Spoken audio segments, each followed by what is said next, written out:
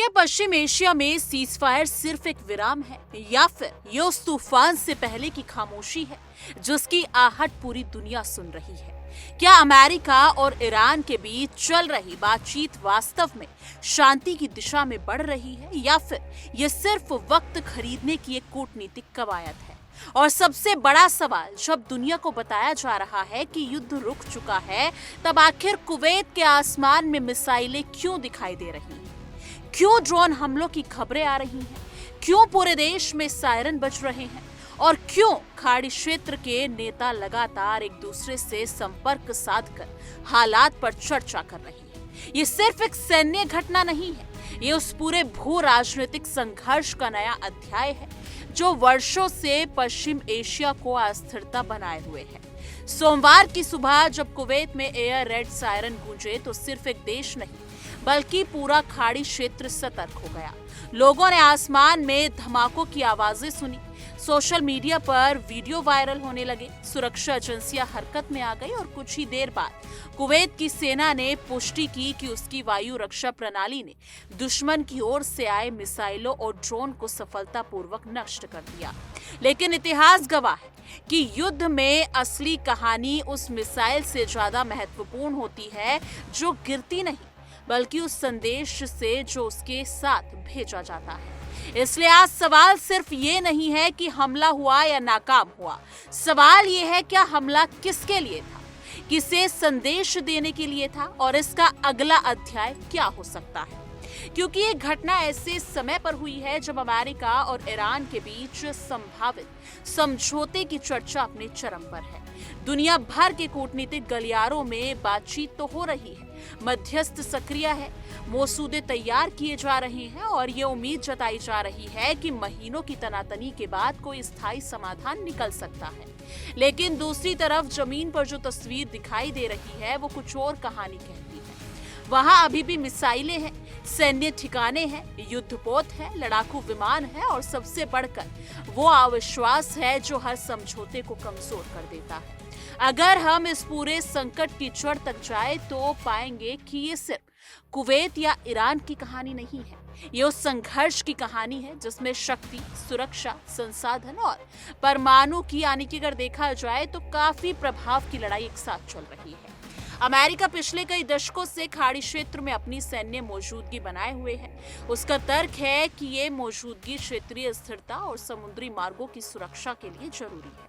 लेकिन ईरान इसे अपने चारों ओर बनाए गए सैन्य घेराबंदी के रूप में देखता है। यही सोच दोनों देशों को बार बार आमने सामने ला खड़ी करती है। हालिया संघर्ष के दौरान अमेरिका और उसके सहयोगियों ने दावा किया था कि उन्होंने ईरान के सैन्य ढांचे को भारी नुकसान पहुंचाया, विशेष रूप से उन भूमिगत मिसाइलें ठिकानों को निशाना बनाया गया था जिन्हें ईरान अपनी रणनीतिक ताकत का सबसे अहम हिस्सा मानता है। कई रिपोर्टरों में कहा गया है कि मिसाइल सुरंगों के प्रवेश द्वार बंद कर दिए गए, कमांड सेंटर क्षतिग्रस्त हुए और ईरान की जवाबी क्षमता को कमजोर कर दिया गया। उस समय ये धारणा बनाई गई कि ईरान को अपनी सैन्य ताकत दोबारा खड़ी करने में लंबा समय लगेगा। लेकिन अब जो जानकारी सामने आ रही है वो इस धारणा को चुनौती देती है। रिपोर्ट्स के अनुसार ईरान ने तेजी से मरम्मत का काम किया है और अपने कई भूमिगत ठिकानों तक फिर से पहुंच बना ली है। जिन सुरंगों को निष्क्रिय समझा जा रहा था उनमें से बड़ी संख्या दोबारा सक्रिय हो चुकी है। इसका अर्थ सिर्फ इतना नहीं है कि मिसाइलें फिर तैनात की जा सकती है, बल्कि ये भी है कि ईरान अपने विरोधियों को ये संदेश देना चाहता है कि अब भी दबाव में झुकने को तैयार नहीं है।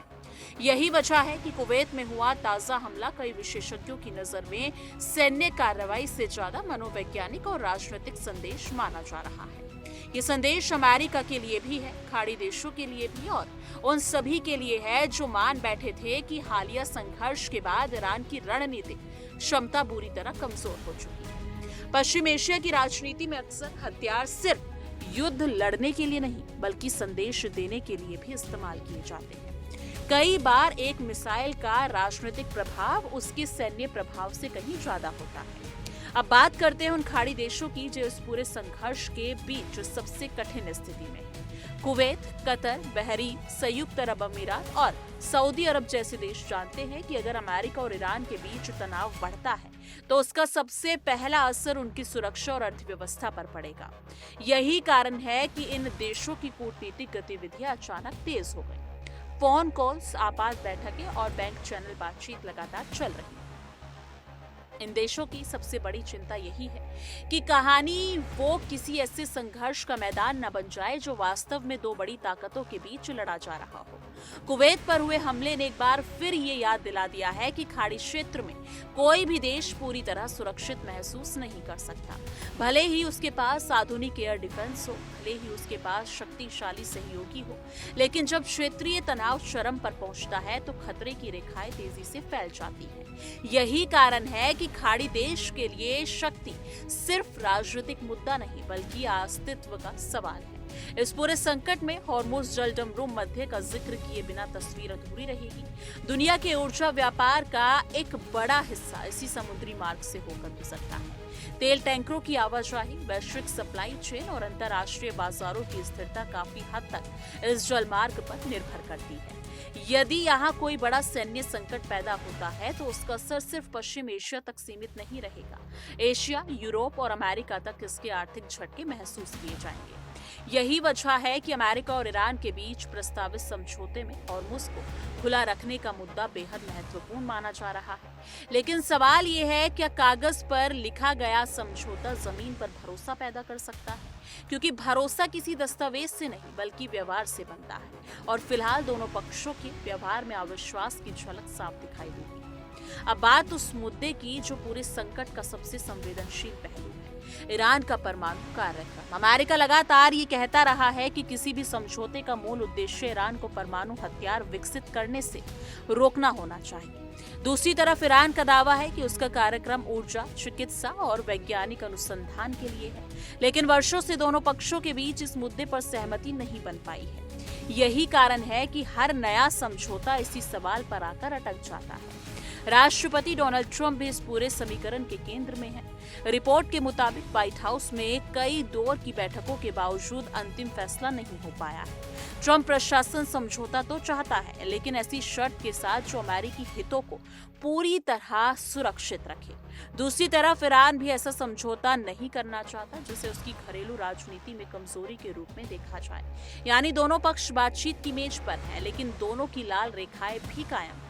इसी बीच इजराइल भी पूरे घटनाक्रम पर करीब से नजर बनाए हुए है। इजराइल लंबे समय से ईरान के परमाणु कार्यक्रम और उसकी मिसाइल क्षमता को अपनी राष्ट्रीय सुरक्षा के लिए सबसे बड़ा खतरा मानता रहा है। इसलिए अमेरिका और ईरान के बीच होने वाला कोई भी समझौता तेल अवीव के लिए भी बेहद महत्वपूर्ण है। अगर समझौते में इजराइल की चिंताओं को पर्याप्त जगह नहीं मिलती तो क्षेत्रीय समीकरण और जटिल हो सकते हैं।